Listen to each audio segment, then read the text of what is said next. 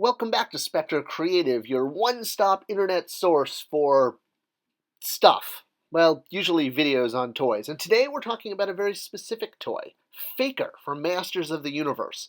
Despite the fact that the He-Man Masters of the Universe line has a huge variety of characters from Bees to Deadpool ripoffs, FAKER remains one of the most popular characters, and, well, let's face it, he's basically a easy repaint for almost any toy company that has a Masters of the Universe toy license.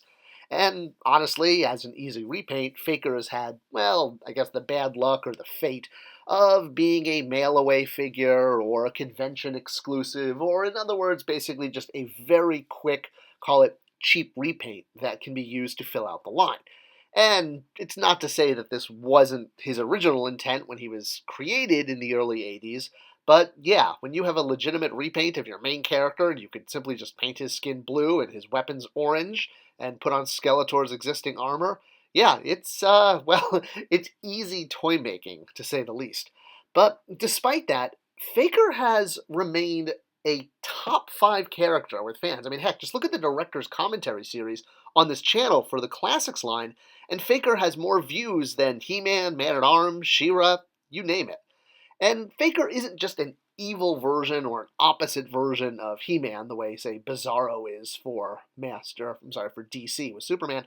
FAKER has, well, he's taken on a life of his own, especially among the fan base, who, well, have kind of looked at him as much more of kind of a lone wolf or, a forgotten warrior, rejected, sort of forgotten character, especially because the vintage figure came and went. In the new entertainment, he's definitely been, well, I don't want to say reimagined as a cyborg robot because, well, that's how a lot of people look at him. I mean, the figure was called Evil Robot of Skeletor. I mean, not Evil Robot of Skeletor, but Evil Robot serving Skeletor. But he's less of a robot and actually more of a hologram, to tell you the truth. So we'll kind of get into that. FAKER, if you're going to go back all the way to the beginning, started as a repaint of He-Man that was put out for the second wave of Masters of the Universe figures in 1983, essentially just coming in blue and orange as opposed to Caucasian and blonde hair. Now, he did get Skeletor's armor, and he has He-Man's sword done in orange, as well as that nifty two-wheel tape deck sticker. Otherwise, he's basically a straight repack of He-Man. Quick side note, though, that sticker was designed by Martin Areola, who was Terry Higuchi's boss when Terry was on Masters of the Universe Classics. And when Terry was doing FAKER for Classics and the sticker, Martin walked over and was like, hey, I remember working on that back in the day. Crazy that you're redoing it. Okay, so what are we looking at here? So FAKER showed up once, only once, in Filmation, and he didn't have blue skin, but you knew that it wasn't exactly He-Man because of those bright, glowing eyes, because nothing says evil twin more than having white, glowing eyes, right? That's usually the go-to. Okay, maybe it isn't, but that was basically all they did in Filmation to differentiate FAKER from He-Man. Fans, on the other hand, have really embraced the whole blue skin, orange hair kind of concept, and sort of reinvented Filmation history, creating their own story, and in fact their own animated episode where FAKER returns and is shown actually in his toy-specific blue skin, orange hair colors. Unfortunately, while this was a really cool fan film, legally you can't just make animation of something you don't own, and unfortunately it was shut down. But which I understand why, because when people own something, you can't just make a movie of it. But that doesn't take away at all the fact that FAKER has, despite being a simple repaint, has shown up in almost all of the Masters of the Universe content, including Revelation, including Filmation, and, believe it or not, in 2000X, even though we kind of did and didn't see him in that show. And I'm going to explain that in a moment. So every time he's been put into entertainment, he's been changed a little, so spoiler alert for those who haven't kept up on things like Revelation, but, the show's been out for quite a few months, almost a year now, so I think we can talk about this. In Revelation, FAKER is actually one of the very first characters we meet on the show. A hooded, mysterious warrior mounted on Stridor walks up to Castle Grayskull, or rather, I guess, gallops off to in front to Castle Grayskull, and after throwing off his cloak and hood, it's dun dun dun, He-Man. But that's not He-Man, as Skeletor says. That's not He-Man, it's a FAKER. And so, yes, FAKER doesn't quite have the robotic silver look that the toy for Revelations gives him, and he definitely doesn't carry He-Man's orange sword. But it was a nice homage, and it was cool to get animated FAKER, if you will, and see him in content. Now, for classics, we base the bio off of his appearance from the 2000X show. 2000X was actually the backbone of all of the Masters of the Universe Classics bios, because we really wanted to continue that story. Now, you might say, wait a minute, FAKER wasn't in the 2000X He-Man and the Masters of the Universe Mike Young show. Well, technically, sort of, kind of. I know, is that they teach you at that school of yours? Sort of, kind of. So there were big plans for 2000X, a lot bigger than what actually happened. While we only got about a season and a half, almost 3 seasons were plotted out, and the final episode, which never made it, was released as a comic book. Luckily, Ian Richter, who was the Mattel executive producer on the show, did a great interview on He-Man.org where he talked extensively about what his plans were for Season 3. So to understand what Ian Richter and Dean Steffen, who was the main writer for the show, were going to do with FAKER, it's important to do a little He-Man history. And I definitely suggest checking out the video I did on the mysterious blue race, the Gar, because that's important here. I'll give a short version, but I definitely encourage you to check out that video. I'll link it at the end of this one. So the Gar are a blue skin species that lives on Eternia. They're not natives to Eternia. They came to Eternia after their planet was unfortunately destroyed after a, shall we say, an Earth experiment that went bad, but that's a whole other story in a YouTube video for another time.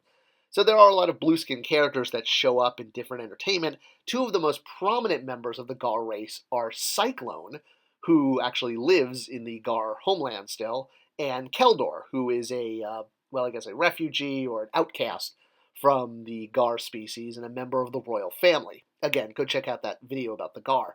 So, looking at some of the Motu maps, Preternia, the ancient map showing the world of King Grayskull thousands of years ago, you can see in the top left Anwat Gar, which is the place the Gar made home when they arrived on Eternia from their outer space spaceship. They came with lots of technology that Eternia didn't have. Now, Anwat Gar in Randor's time is just a small island, and the history of the Gar is, sad to say the least. They were basically oppressed, and racism has a lot to do with it against the blue skin race because they had access to technology that the barbarian tribes on Eternia did not. So there was jealousy, there was hatred, and over the several 100,000 years between them arriving and King Randor / He-Man's time, it built up a lot of anti-Gar sentiment. And when Keldor was involved in the death of the Queen Mother, of Randor's mother, not his mother, he had a different mother. Randor and Keldor shared a father. And Keldor was involved in the, call it, accidental death of Randor's mother, and this led to him being banned from the royal palace and losing his birthright. Now, Randor did this because he was trying to actually save his brother, his half-brother, because the crowd outside was calling for his head after the accidental death of the queen. So this is all told in the Masters of the Universe Classic mini-comic number 4, The Secret Origin of Skeletor, where basically Hordak manipulates events. That's the big clue on the cover. You see Hordak's the one pulling the strings on the chessboard, moving pieces around, and essentially he manipulated the situation so that the death would look like it was Keldor's fault. Now, the other big thing is Man-at-Arms. So everyone knows Man-at-Arms is sort of the mechanical inventor character, but for the good guys, and is responsible for building things like the Wind Raider and the Attack Track and, heck, even Roboto. In fact, that's actually exactly what we're getting to. Man-at-Arms, being the inventor of the group, was also responsible for training different members of the Masters of the Universe, especially Prince Adam and his adopted daughter Teela. To do this, he built a series of robots. Some of the robots received upgrades, like this one, which eventually became Roboto. But the main robot that he built for training was this guy. So this robot shows up in episode 4, The Courage of Adam. And it's specifically noted in the Motu Bible for the series. The series, like the book that explains all the characters, and it talks about how this robot had a holographic interface. So what you're looking at here is what FAKER actually looks like. This is FAKER. He showed up on the 2002 show in this form and took on a hologram version of He-Man so that he could be a goal, essentially, in a training exercise, was to battle He-Man. So even Adam could battle He-Man, or Teela could battle He-Man as a training exercise, but it's really just a robot that's created a hologram shell. So very, very briefly, in one shot, when the robot is powering down, you see it flicker in the episode and the skin turns blue for just a beat. So this is the clue from episode 4 that the robot is FAKER, or at least the plan was for it to become FAKER. The idea was the robot was going to get captured after the training exercise. This is Man-at-Arms' sort of training course that he created for the hologram robots to spar with the Masters of the Universe. And during the course of the show, the idea was the robot, taking the form of Prince Adam, was going to get captured by Skeletor's crew. They would realize, oh, it's not Adam, this is actually a robot. But now that they have possession of the robot, Skeletor had Triclops reprogram it to serve his need, and found that the robot, because it already was programmed with a hologram shell of He-Man, they could easily make the robot look like He-Man, even though he was going to have blue skin. So that brings us back to kind of the general, the anti-Gar sentiment that the people of Eternia have due to years of kind of prejudice against the blue-skinned race.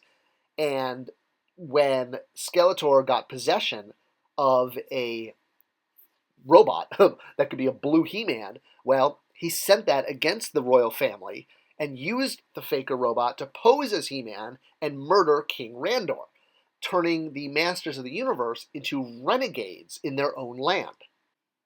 And this was basically the setup for what was going to be Season 3 of the 2000X show, after the people of Eternos witnessed what they thought was He-Man not only murdering King Randor, but as revealed to be a Gar, playing up the prejudice and the existing racism of the people of Eternia. Well, it caused the Masters to have to flee and reform as the renegade Masters of the Universe in the caves of Tundaria, which is what you see here, opening up the new Motu Classics mini-comics, where they're in hiding and they're now having to battle against King Skeletor, who has claimed the throne of his own because, well, as Keldor's firstborn prince, it was owed to him.